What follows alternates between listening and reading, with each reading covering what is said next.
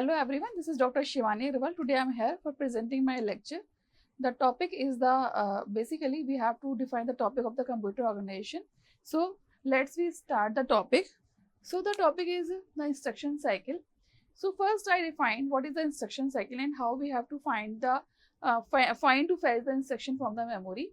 So this is the basic complete cycle. So the instruction cycle means a program that resides in the main memory of the computer system. So we all know about that the program resides in the main memory. So that is divided into the number of words. So each and every word have an instruction or a data. So in the instruction cycle we have to fetch the instruction. So first we have to fetch the one instruction, then we have to fetch the second instruction. When the first instruction goes from the fetch cycle to the decode cycle, then we have to fetch to the another instruction. So this is the basic fundamental step of the instruction cycle. So there are the number of phases. Actually, there are the 4 phases. First is the fetch phase, decode phase, read phase, and the execute phase. So in the fetch phase, what we have to do in the fetch phase? So initially, we have to fetch the instruction from the memory like this. For example, this is the memory, and we have to store the instruction in this particular memory words. So my first instruction in this word, this is the address is 00, for example, and 000, and this is the instruction I2, this is the I3. So it is designed in the 001, this is 010. So the instruction addresses that those the instructions saved in the memory, this is the addresses of the instruction saved in the defined addresses. So if we fetch the first instruction, this is I1. So it is fetched by the PC. So PC hold the address of the instruction. So initially the I1 instruction address hold by the PC. After that, because this is the fetching phase, so we have to fetch the instruction, and these are the fetch. PC goes to AR. This is the address. AR is the address. It's the PC is the program counter. So this is the time signal 0. The PC fetch the address. This address have the instruction. So this is the address 000 have the instruction I1. Now the second timing signal M of AR. What is M of AR? This is the memory of AR. Memory of AR transfers to IR. This is the instruction register, and PC goes to PC plus 1. So these two timing signals work for the fetch phase because we have 4 phases. So this is the first phase that we have to implement it by the PC goes to AR. This is the first timing signal initially. Now the second timing signal is the M of AR. The instruction part goes to the IR. IR is the instruction register. I explained what is the instruction register and how we have to define the instruction register, and the PC hold the address of the next instruction because we have to fetch instruction to the decoding phase. So this is the second phase. This is the decoding phase. In this phase, we have to decode the instruction. Basically, the IR phase divided into the 3 parts. I just show the IR phase. Yeah, this is the IR phase. This is the instruction format phase. In this phase, we divide the instruction into 3 parts: I, opcode, and address. I is the 1 bit code, so it is either 0 or 1. So it is the 15th bit. Total bits are 16, and the 15th bit shows as a I factor. And opcode is for the 3 bits. This is the 12, 13, and 14. We have to define the opcode bits are 12, 13, 14. And 0 to address, we have to define the address. So there are the 3 type of instruction that I explained later on. But in this time, we have to define what is the IR and how we have to divide the IR into the 3 parts. So that part known as the decoding. So this decoding divides into the 3 parts: I, opcode, and address. Opcode is defined with the 3 bits, 12 to 14, and 0 to 11 bits defined as the address. So this is the basic instruction register IR. So this is the decoding phase. So we have to decode the instruction. This is IR, this is the opcode. So this is between the 12 to 14, and 15th is used for the IR character. It is either 0 or 1. And the rest AR, this is the address defined as 0 to 11. So this is completely known as the decoding phase. Now the third phase. Third phase is the read. Read the effective address from the memory. If the instruction has an indirect address. So there are the 2 types of address modes. direct and indirect. If the address effective mode is indirect, so it is the effective address mode. We use the read the instruction with the effective indirect effective address, and after that we have to execute that particular instruction. So this is the complete instruction cycle that we have to define, and this instruction cycle divided into 3 parts. So 4 parts. So I have to explain the 4 parts in this particular cycle. Now we have to elaborate this instruction cycle into by using the flow chart. So this is the basic flow chart of the instruction cycle. In this, very clearly mentioned how the timing signals work on with respect to the instruction cycle phases, and after that the main working of this is the D7 bit. So what is this D7 bit? How what is the importance of this? How we have to divide the D7 into 2 parts, and further we have to divide the D7 to the another subdivision. So this is the important part in this cycle. These 4 parts start, PC goes to AR in the time signal T0, T1, T2. These 4 parts I already explained in this particular designing. This is the fetch and the decode phase. Now we have to find how we have to read the instruction and final that the execution phase. So these 2 parts are very important in this instruction cycle. So we have to just define the D7 bit, what it means. D7 is 0, D7 is 1, what it means. So basically in this particular flow chart we have to define that D7 means the decoding D7 bit. If the D7 is 0, what is D7? First I explain this. Actually we know that the opcode bit are 3 bits. If we have the opcode is the 3 bits, then how many complete instructions are present in this opcode? Because the address bits are 3, so we use at least 8 instructions from that, because 2 × 3 equals to 8. So 8 operation codes are possible to handle this instruction type.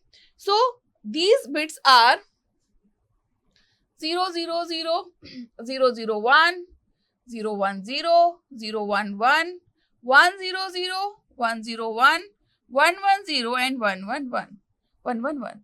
So this is represented as D0, D1, D2, D3, D4, D5, D6 and D7.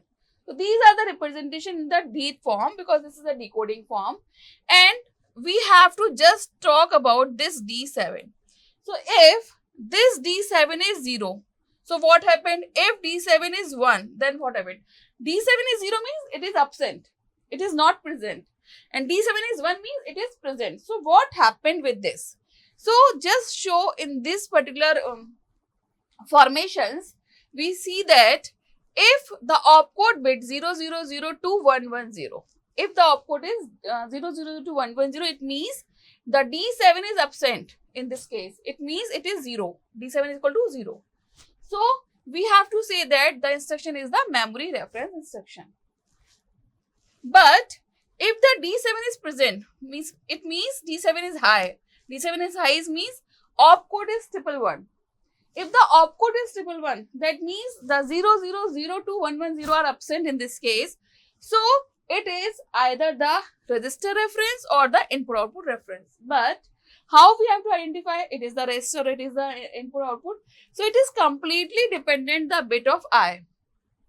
So if the I is 0, that means it is the register reference instruction. If the I is 1, that means it is the input output instruction. So these 4 bits completely play the game, and we have to just specify that what is the bits are the opcodes, either it is 000 to 111, which bits are required. So that shows the instruction type. It is either memory reference, register reference and input output reference. So the 4th bit clarifies that the instruction is the either the register reference or the input output reference. So this is clear in this particular instructions, but in this case of the memory reference, because the D7 is absent in this case, so what is the means of ith bit? So because this is a single bit, so it is either 0 or 1.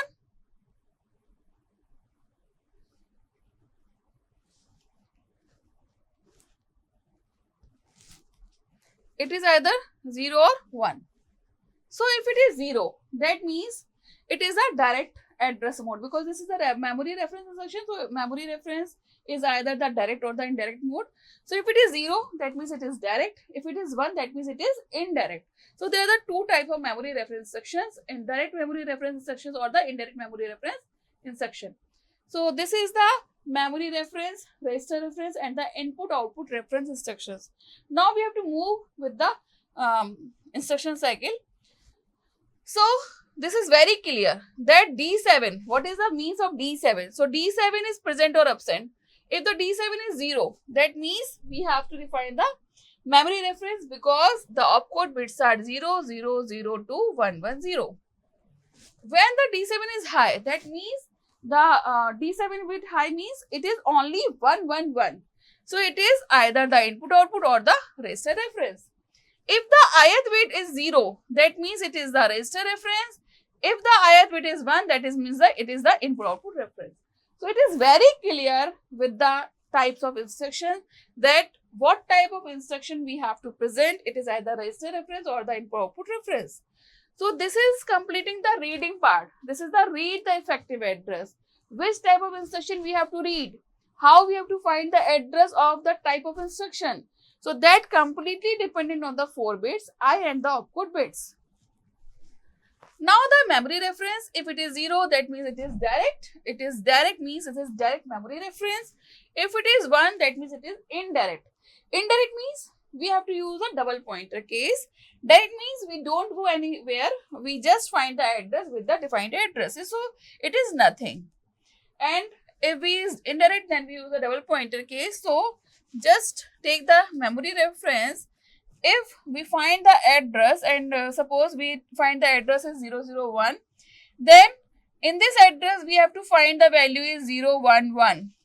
So we have to go with this address. So that is 00011, and we have to find the instruction in this case. This is indirect. So this is the indirect case. So we have to find the instruction with the indirect memory reference instruction.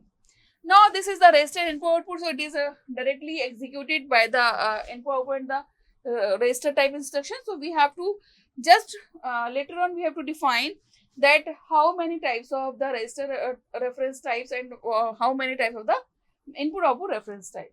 So this is the complete formation of the instruction cycle. We have 4 phases. How many timing signals we required for executing any instruction. And this is the parallel mechanism. This is not the static that we have to give the one instruction and take the output of the another instruction. So this is the complete instruction cycle. Type of instruction I already explained. Now we have to move the elaboration of the equations. So D7 complement, that means the D7 is low, it is 0, I3, that is the I is high. D7 complement means D7 is absent. If the D7 is absent, then means we have the memory reference instruction, obviously, and the IF bit is 1. That means it is the indirect case. Indirect.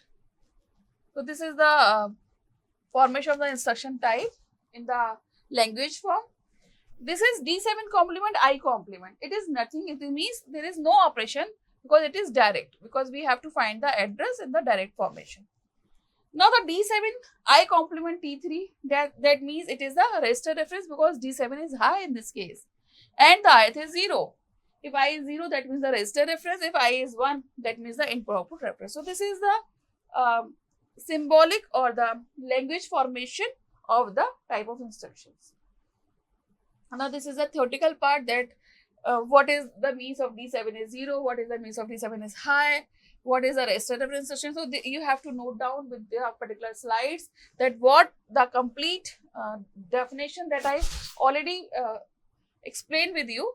So this is the complete the rating section. You have to just read the slide and you have to just find the exact that I already explained.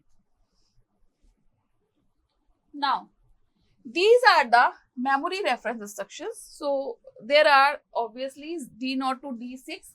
There are the 6 instructions, D0 to D6. So it is AND, ADD, LDA, STA, BUN, BSA and ISZ. This is the symbolic operations of the AND, add, LDA, STA, BUN and BSA. In these type of memory reference instruction, the most important are the BUN and BSA that I explained in the later on slides. But these are the memory reference instructions. Now, this is the explanation of the AND to SE. This is the AND instruction. Now this is the add to AC. Now the branch unconditional. Branch unconditional means there is no condition to go anywhere or to jump anywhere to execute the instruction. So this is the branch unconditional. There is no condition to execute the instruction with the with any other jumping or the branching. So this is unconditional. This is known as a BUN. Now this is the BSA. BSA means branch and save the return address. What it means? Branch and save the return address. We have to just branching the addresses because we don't have any branch unconditional instruction. So it is the conditional. So we have to find the condition. We have to move accordingly the condition that what the instruction wants and what the specify the addresses wants and how we have to go to the specified address with the defined addresses. So this is the branch and save the return address. There are the many names of the branch and the save the return address. It is the function call and return. It is a subroutine.